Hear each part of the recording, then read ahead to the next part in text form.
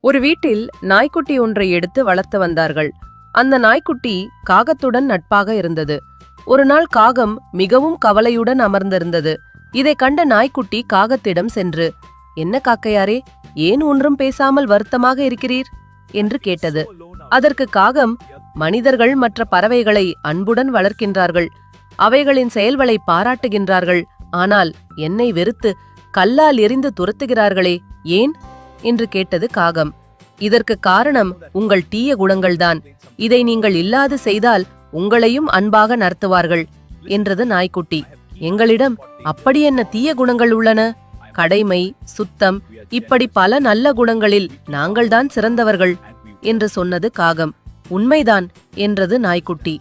"பகிர்ந்துண்ணும் பண்பை கற்றுத்தந்ததும் நாங்கள்தான்" என்று பெருமையோடு சொன்னது காகம்.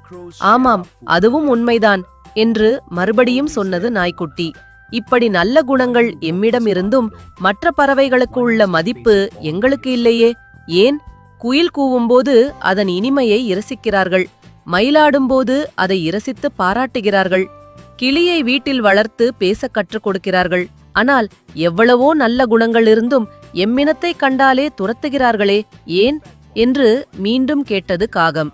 "ஏன் என்று நான் சொல்லுகிறேன். உங்களிடம் எவ்வளவு நல்ல குணங்கள் இருந்தாலும் உங்களிடம் இருக்கும் சில தீய குணங்களால்தான் மனிதர்கள் உங்களை வெறுக்கிறார்கள்" என்று கூறியது நாய்க்குட்டி. "அப்படி என்ன தீய குணங்கள்?" என்று கேட்டது காகம். "திருடுதல், ஏமாற்றுதல்" என்று சொன்னது நாய்க்குட்டி. காகம் தலை குனிந்தது.